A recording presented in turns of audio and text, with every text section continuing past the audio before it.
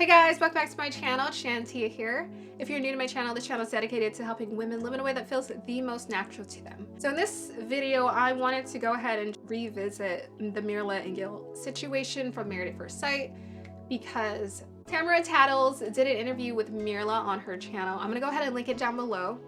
And it was so good. I watched the entire thing and I was like, wow, super insightful. Myrla gave some receipts about the Gil situation. I honestly felt kind of frustrated when I was reading the comments online that were so judgmental of Myrla. She's never wavered from her message. She's never wavered from her story. She's always been very direct and consistent with how she communicates about things. Obviously, she wants nice things, right? Judging someone because they want a certain lifestyle is something we need to leave in the past. If you look at these people who are living these nice lifestyles, they earned it, they worked for it, they manifested, they created it. And I have so much respect for people who create what they want and go after what they want. So it just doesn't make sense to me, one, to judge people about their lifestyles and what they want.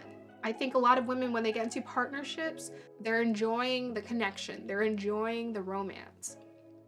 But then when you don't look at those other details about like the finances, guess what? You're going to have to struggle. And I've seen that before. I've seen women in my family like do so much work to help financially because there wasn't a plan. And so they're having to kind of do this extra work to create the lifestyle that they so desired. And for women especially, I think lifestyle is always something we're wanting. We have an idea in our mind, and every person deserves to experience that. So Myrla mentioned when it came to the Gil situation, he did something. She talked about this on the reunion. He did something that disappointed her. He did something that made her not feel so safe financially. Gil, he said he has savings in Colombia. He has no savings in Colombia. He has no savings. Now, if a grown person does not have savings, that's very problematic. Why sign up for a show about marriage where you need money, you need to know how to build together, and you have to have a foundation set for yourself when you're not ready? He clearly was not ready. It's not enough to just like feel good in yourself and be like, I want a marriage. It's not enough because marriage is long-term commitment, which means you need a plan and you need to have financial literacy. So that was one situation that popped up. Gil does not have any savings. Let's acknowledge that. He at first told her he had savings in Colombia. And then he told her, actually, I don't. So he was embarrassed to mention that on TV. It's one thing to lie, but if you don't own up to it, it's embarrassing. That means you have a lot of pride. Now, I think one of the issues for Gil is that his father died when he was really young. And when you don't have a primary male role model, and that male role model shows you how to be a man in this world, how to be consistent, honest, mature, stable, reliable. When you're lacking that, it is difficult. You are stunted. You're having to teach yourself how to be a man because you don't have that role model. And if you're not taught to find, or if you don't find a role model, you're just stumbling through the experience of learning how to become a man on your own. My dad has told me this: men have fragile egos. And I take a lot of things. Me and my dad have a lot of conversations, so that makes a lot of sense as to why maybe a guy might not be very honest. He might be very on edge, especially if a woman makes significantly more than him. He might feel kind of embarrassed about that. The best antidote to that pride is honesty. Just be transparent. This is how much I make. I can afford that apartment, but I can afford this apartment. Would you be willing to downgrade? You have to have those conversations. He could have told her that. When Myrla and Gil moved into the apartment, as far as storage goes, I watched both of their interviews. I watched most of Gil's. I've heard other conversations, and I watched all of Myrla's interview on Tamara Tattles' channel. He talked about how he had a storage unit. She talked about how he had a storage unit. She didn't tell him to sell all his things. He chose to do that. They were kind of deciding things together. He was asking her for advice on like how to price things, and she was telling him. So she was part of the experience, but he was choosing to sell his stuff. His lease was ending. He needed a new place, but she was still under contract. So she continued to pay for her place, but she lost her apartment because they chose to move into a new place. So he already had a storage unit prior to the show. So he put more stuff in the storage unit, and then he sold, you know, the excess furniture. He said one of the things he sold was his sofa because they chose hers because hers was bigger for the space and it would fit it better. They both agreed that they would move forward buying and building furniture together, which is what most couples choose to do. They choose to buy new furniture together and build their house step by step. When they moved into the apartment, it was like the first they moved in, or they were packing boxes, and then she mentioned to him, hey, by the way, we need to pay rent. First of all, she told the expert she wanted an equal.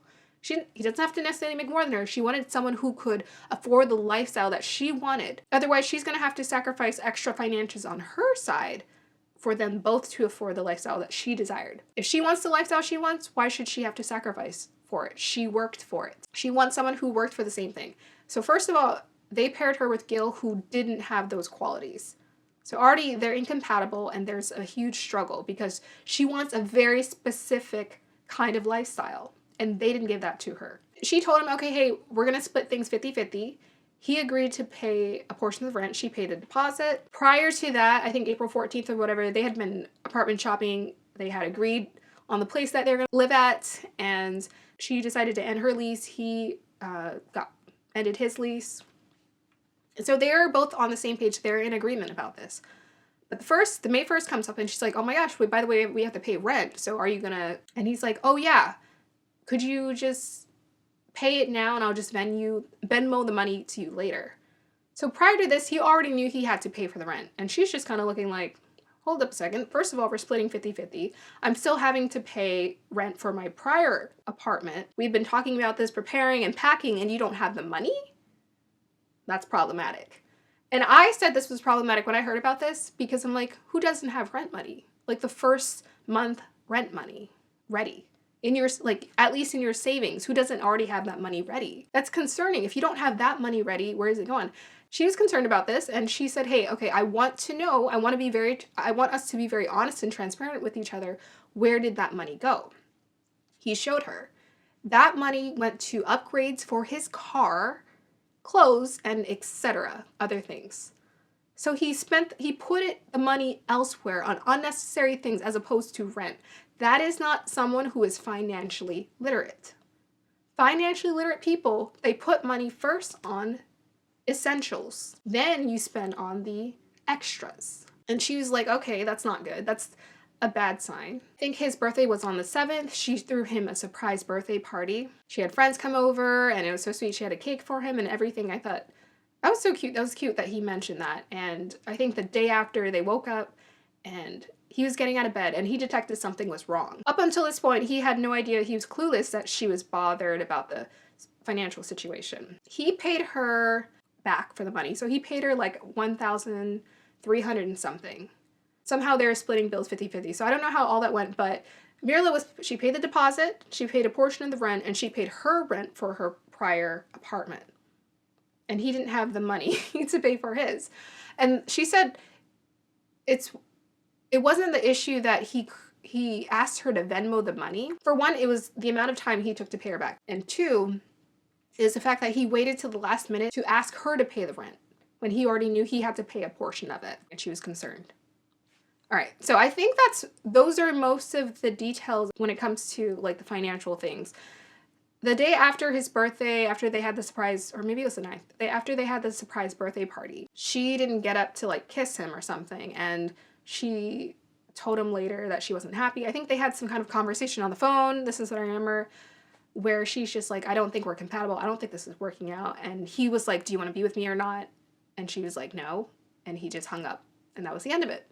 That's how they ended their relationship over the phone. I think she ended up staying at the apartment for like another month, for the rest of that month, and he moved out and found another place. As far as like what's going around on the internet, I feel like people do not need to misconstrue. I feel like they are both kind of sharing their perspectives, but he wasn't being 100% transparent about the Venmo situation. In his interview, he said he thought they were good. Like, she's my wife, she can take care of the finances, but to be honest, that's laziness. That's laziness. It's not about, okay, you're my wife, you have the money. There's a lack of financial literacy here. I would be concerned if someone was messing with my finances.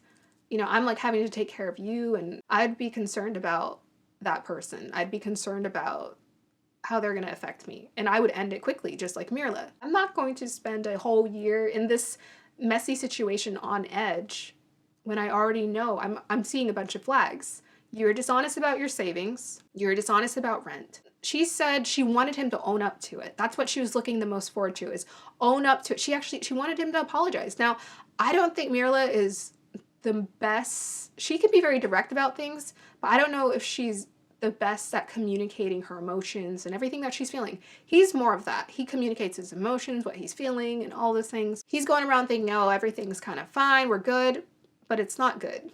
She was bothered by a lot of things. It's just that she moved more in silence when it came to like deciding, okay, I think we should end this. But all along she was doing the math in her head, and he was just taking her being there for validation that they were fine when they weren't. She wanted him to apologize. She wanted him to own up to it. He didn't. He was late to paying the rent, and he didn't own up to that. He had this, he said on the other channel, I think Dear Future Wifey, he said on that channel interview that she's his wife, and he's like, okay, we take care of each other in this way, and she has to open up to that mindset of that. But after hearing that she paid for her rent, the deposit, and a portion of the rent for the new place, and they agreed on 50-50 prior to that, and he didn't have a savings, he lied about that, and he spent that money that was supposed to go towards rent on his car and clothes and other things.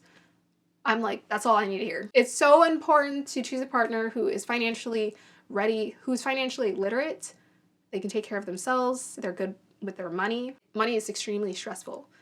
I'm like, you can't enjoy a fun lifestyle if the money situation isn't working out.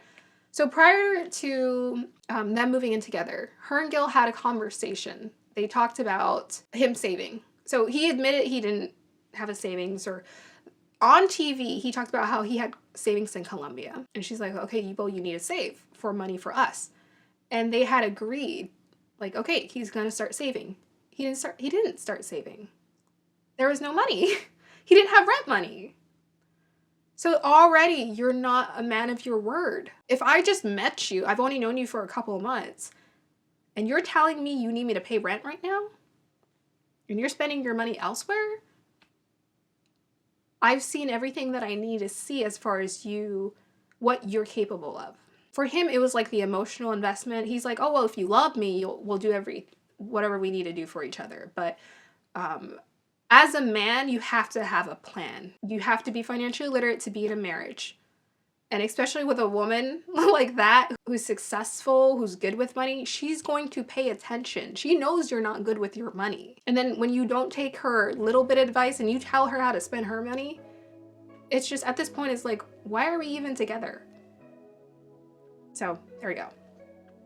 All right, thank you guys so much for watching. Go ahead, like, subscribe, comment down below, share with me your perspective about the whole situation, and hopefully we can put it all to bed. I love that Myrla gave that interview. It felt final, like final and done.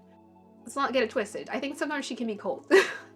I think sometimes she can be a little bit cold, but as far as what she wants, I don't think she has to compromise on any of those things. She should want what she wants, and just keep looking, keep dating, finding that person, manifest them into your life, trust God to bring them into your life, and you will get to experience the love story that you've always desired.